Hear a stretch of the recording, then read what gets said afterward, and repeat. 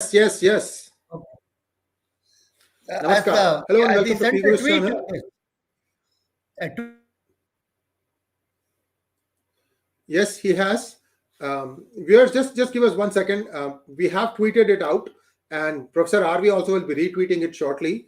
And we want to make sure that this program is seen by as many people as possible. So if you could please like this program as soon as you start watching, that would be much appreciated.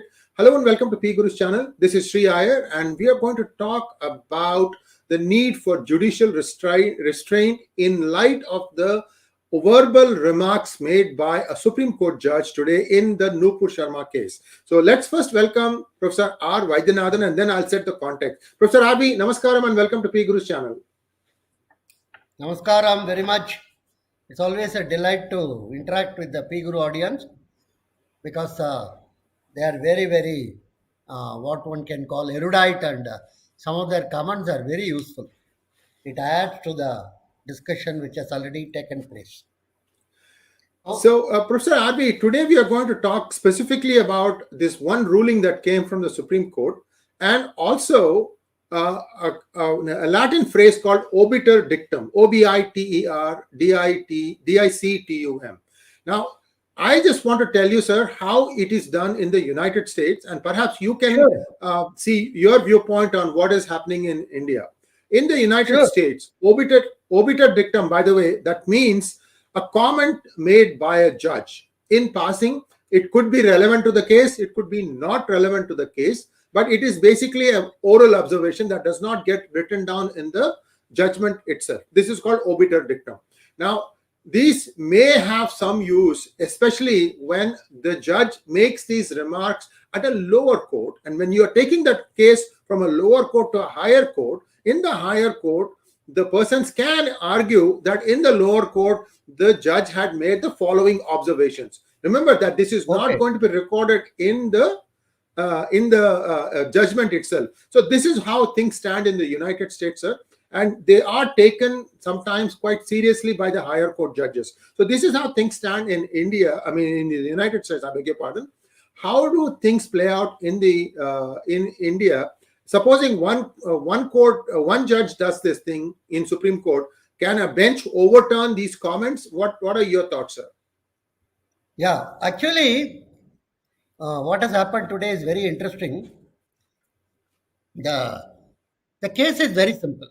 It's not very complicated or anything. Nupur Sharma has, several of the states, particularly the non-BJP states like that time, Bombay, and then in Calcutta, cases have been filed for her to go and appear. And she wanted all these cases to be consolidated and heard by the Supreme Court. That's all. Nothing. This happens very time in,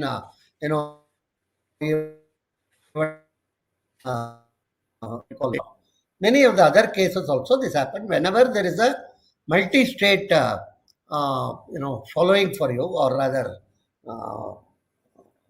accusation or asking you to appear, then you try to consolidate them, and then this is the very simple thing. Supreme Court could have easily told, no, we are not going to do that, or we are going to do that, one of the two. Or you go to the lower court, or they have told her to go to the High Court. I'm not very sure whether a High Court of any state can consolidate the cases of other High Courts, and anyhow, that's a separate issue. Now, while doing this, Supreme Court seems, I would rather seriously consider it as gone overboard. Judicial restraint has been given a go by. They have made remarks which tantamount to saying that Nupur Sharma should be in jail, to put it very bluntly. They say that she is responsible for the whole crisis in the country. She should have, and then somebody pointed out it's a illusion. This kind of thing, and it's not uncommon in India for courts to go overboard. Sometime it can happen on either side. For instance, some of you may remember the Graham Stein's murder case in Orissa in the year 1999, which became a very major global issue. Graham Stein, I think he was a carpenter or something. He's not some great thing, but he was settled near this Kandamahal area, and then he was, basically a lot of people have observed that he has been converting the tribals. He and his wife Gladys Stein. That was his, and the process of conversion. He used to be doing a lot of this, what one can call games and camps and other things. Anyhow, the local Dara Singh, one of the person, was very upset about it or not very happy about it, and there was a verbal skirmish between them, and finally it boiled down, and then this Graham Stein was supposed to have been burnt. And then the case went in 1999, and at that time Vajpayee, I think if I remember, was PM. He was very upset and he strongly condemned this and he wanted a swift punishment and other thing. Anyhow, this case went to Orissa High Court, and anyhow, the most important point is 2011 this came to Supreme Court. Justice Sadasivam and B.S. Chauhan were the judges. SC went through the whole case and told they upheld the decision of the Orissa High Court of giving only the life sentence.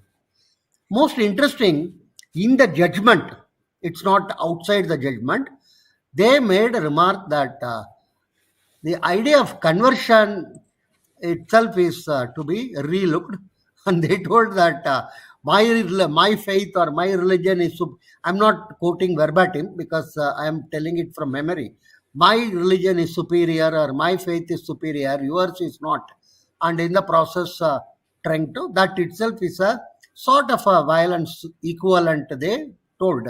And this is in the course of the judgment itself, they mentioned that this is not a very acceptable thing.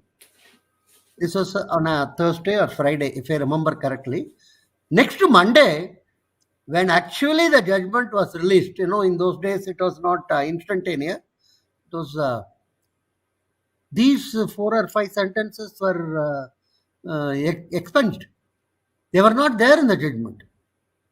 Very interesting, because in the intervening period of between the judgment and the release, there was a huge pressure from the church, domestic and global, that this cannot be included in any way because this will be later quoted and other things. The judges expunged it unilaterally, and this has been well documented. You can go to Google and find out even today the sentence exactly what is the thing and how it happened. It's a very interesting thing. It was a case of not obiter dicta. It's a judgment itself getting. It shows the power of the church. That's what I want to mention. It's not something. And there is another one, which is, of course, Dara Singh has spent 21 years in prison now. Actually, he has appealed even in the beginning of the year, if I remember, January or so. He wanted it to be considered, and then the Orissa High Court told nothing. No, you have to spend that. It's a very interesting. A person who convicted murderer of Rajiv Gandhi was shown consideration for being long in prison and other thing, and he has been released also.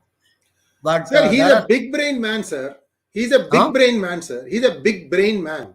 The man who has been convicted of murder and released, he's a big brain man. Yeah. Big brain, sir. Dara Singh is only stomach. Very interesting.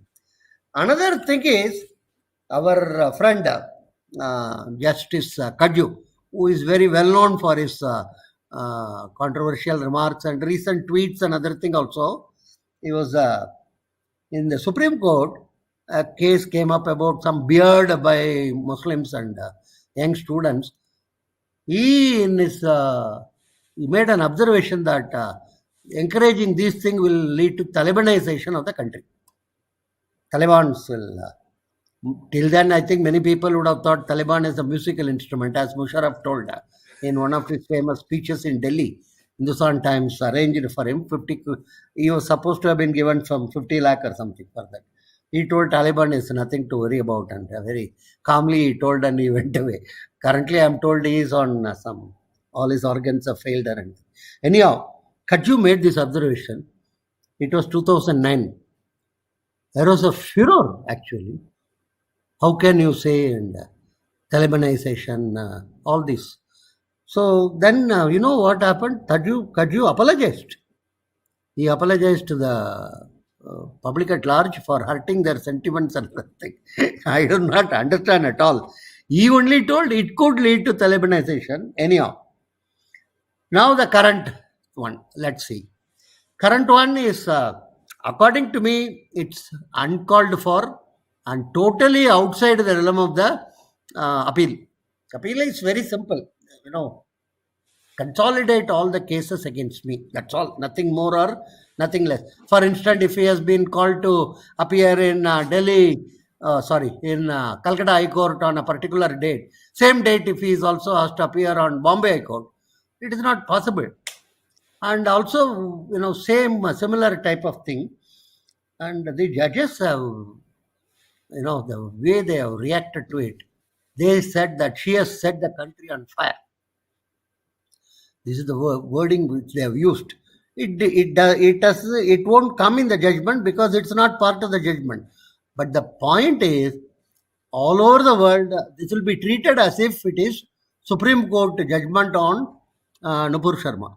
Already many of the Tamil media is discussing it as if it's a judgment. Whether it is good or bad, and should even Supreme Court judges themselves are telling that now her case has to come. First of all, what she said or what she did not say, and whether what she said is not within the parameters of freedom of expression and other things. Some people say actually that she was provoked to say that because the other participant in the panel insulted the Hindu gods and other things. Some others say that it's actually there in the Hadith and in the Quran. I'm not an expert on either of them, but some other people, she only quoted what actually exists. All this debate and discussion should have taken place, and the case is taken up. Case itself is not being taken up. I think the judicial thing has been given a go by. And one interesting thing is this, our friend Paridwala, who is one of the judge, he didn't, I think the most of the observation have been made by the other judge, Suryakant. While as Paridwala was also there, in a sense he is also what one can call partner in the crime, if one can use that word. Anyhow, he earlier in avatar as a Gujarat High Court judge, he made an observation that reservation and corruption are two major enemies of the country. They are hurting the country, cancerous, like that he made. Between you and me, I agree with his view actually. Anyhow, as a judge, whether he should have made this observation is an issue. So quite a number of MPs joined together. You see, in India, it's very, very important. You should be very cautious. Whom are you criticizing? You see, if it is an upper caste male, you should know all these things first. It should be upper caste. It should be a male. It should preferably be an elderly person. It should be, in these characteristics are there. You can attack any type of way. You read this Tamil social media, you won't believe the vulgarity, obscenity, and the perversion which is in Tamil. Nobody seems to ask about it. Nobody seems to question that. Nobody seems to worry about it. So you should be very, very cautious. Don't touch women. And particularly, if it is upper caste woman, it's okay, chalega. Don't touch minorities in the country. Don't touch in criticizing about some of the SCSTs and other things. That's not done actually. Very simple. If there is an accident, for instance, in any major highway, first question the anchor asks is, who is the victim? Who is the hurt man? Perpetrator, yeah. Who is the man who got injured is belonging to weaker? And come on, take up the case. Let's go full hog. Sir, the man who got injured is a upper caste. Oh, not very interesting. The man who drove the car belonged to minority. Forget about it. Just come out of that place. This is not the case which we should now. So that is the way in which we are in. Let's be very clear about it. So this man told reservation and corruption, both are the major cancerous growth in our country. 100% unqualified support everybody can give to this statement. If you are rational or no way, and all the MPs wrote a letter wanting to impeach him. He has to apologize. He told, sorry, it's a mistake. I have not. I should not have told it. I remember this question of regret. In 1960s, Indian Express published a obituary for a lawyer in Chennai that he is no more, and it also wrote nice things. Next day, that lawyer wrote a letter to the editor that I am very much alive and very sad to. But anyhow, I got to know what would happen in case actually I Died. took.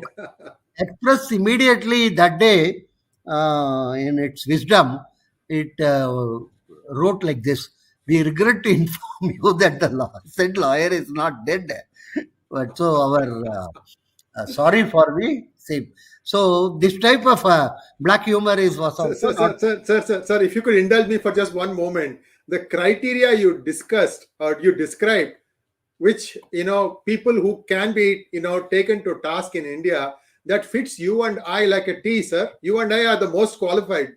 Correct. Very, very qualified, actually. I should have added also the people with the least amount of hair in the head.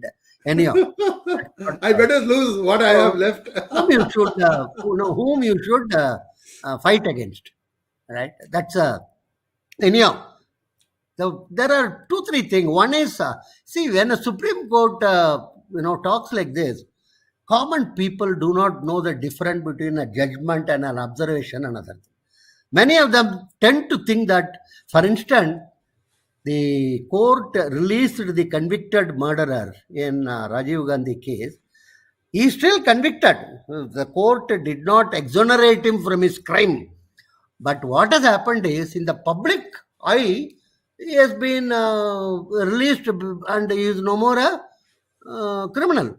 He is no more a convicted person. His mom goes around talking that Supreme Court itself has told that he is innocent. What rubbish this is. So this is what happened. The twisting of the thing. Second is, I really feel nowadays everybody wants to be number one chief minister. There are some 7 or 8 chief ministers of the country who claim to be number one. Anyhow, how can number one be 6 or 7? And there are channels. Every channel I watch, one advertisement or one news come that they are the number one. They are number one. They are telling during prime time, and within prime time and within subclass, within the prime time, the channel says that whenever discussion take place, we are number one. Anyhow, all are. So many universities say they are number one. I do not again follow this. Now, increasingly, I think this disease has come to the judiciary that we are number one. So this TRP thing has come, and I am only concerned about it because this is judicial overbearing. Judicial restraint is extremely important. Actually, they should exercise enormous amount of caution and restraint in making their observation, because they are not like these Lok Sabha or assembly people who make all sorts of talks, and then sometimes the speaker expunges. If actually he has to expunge, he has to expunge the entire proceedings of the assembly, because not a single sentence spoken is of value or anything. They all start with an enormous praise for the chief minister and deputy. He is a god, he is a great, and all the thing, and then start talking all rubbish. Anyhow, the court judges, I personally feel, should exercise enormous amount of restraint in these type of sensitive cases. One, they give wrong message to the public at large. Two, the lower judiciary is listening to all this, and they tend to believe that it is up to us to act whatever was told. The lower judiciary should know, but nowadays one doesn't know whether they also know whether this is obiter dicta or whether it is judgment or something. Some of the lower judiciary may not know the difference, or Some of them might not have passed the exam very correctly, another thing. As Arun Jaitley once told, it is extremely difficult to pass CA and it is extremely difficult to fail in LLB. So these are the two things which you should remember. Anyhow, the reason is lower judiciary could be influenced. Tomorrow, the Nupur Sharma case may go to some lower judiciary where the arguments will take place, where the courts of this Supreme Court judge may be offered as an evidence that she has set the country on fire. I think it is extremely important. The judges, particularly of that level of Supreme Court, should recognize that the entire country, why country, the whole world is. What will happen is, these edit people in Washington Post or New York Times and other thing, they may write about it, including it as a Supreme Court judgment. And this is not something. And also, why have they used such a strong language? They have made it appear that Nupur Sharma is the culprit. They have judgment on her already, actually. The only thing pending is she should be kept in the jail. And she has provoked, and so the way things are moving, I think they might even conclude that the man, the tailor who was killed at Udaipur, this lady is responsible. This is the type of situation we have entered ourselves into. This is not good, actually, I would say. This doesn't augur well. This doesn't speak well of our judicial system. Already significant amount of criticisms are there about our judicial system, that it is not what one can call partial. It's not speedy. Justice is not coming. Doesn't also give very swift and severe punishment, and so many things. Pending cases are phenomenal, actually. In the midst of all this, why invite a substantial amount of criticism? If at all these judges are in any way, they will realize the amount of outpouring which has taken place already in the social media. Anyhow, and we only hope that this is a sort of an exception, and this is not going to be the rule. And maybe one of these judges by seniority could become Chief Justice of the country, and that adds to the responsibility. It's very, very important that the judges should realize that it is better that their hands are tied, including their tongue is tied, rather than it unleashes on other people and then gets what you may loosely call headlines in the paper, but not adequate amount of respect. And they are actually there to cool down the situation. This, I think, they are forgetting. They are not there to heat up the situation. So let's be very clear about it, and let us vote for judicial restraint. We come back to that. Maybe that should become our mantra. Okay, thank you. Professor RV, thank you very much, sir. And we have a few questions, and let's take the first question that is out there. Professor, will the words from Supreme Court give encouragement to ROP and ROL to be more rampant? No, it's not a question of giving them encouragement to be rampant or something. It's more a question of, what one can call deciding or judging the entire event as well as the lady before any procedure is adopted. That is what is the most important thing. Well, the next question from Chandramohan Nair. What recourse do common people have to get rid of these type of judges? Common people do not have much recourse other than putting pressure on their. The only way you can deal with this type of situation is to have the impeachment proceeding. So far in India, only one Veerasamy case came that time. Karunanidhi belongs to the weaker section, and so that finally could not be.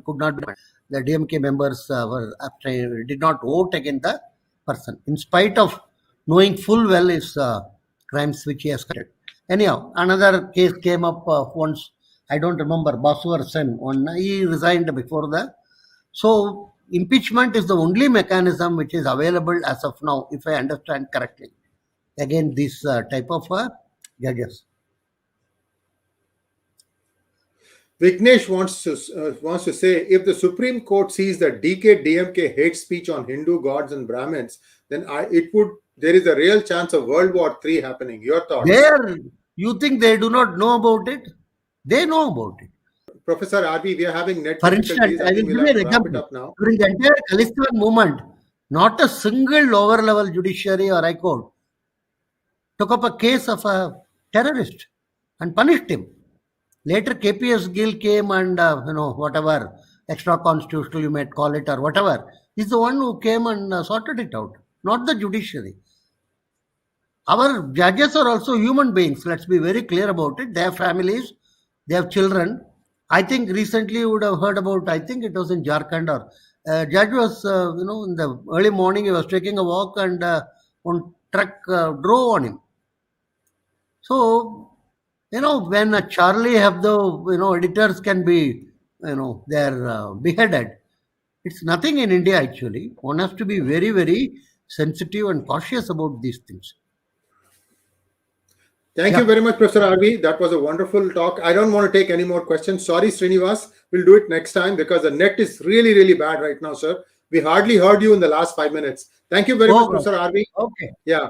Thank you very much, sir. And viewers, please, don't forget to like, share, and subscribe to our channel, and also click on the bell button. If it has been recorded, it could be kept in the, Yeah, it is going to be in the YouTube libraries. We are going to trim out the drops, but more or less we captured it, but it is becoming a little bit more, getting worse. Thank you very much, sir. Namaskar.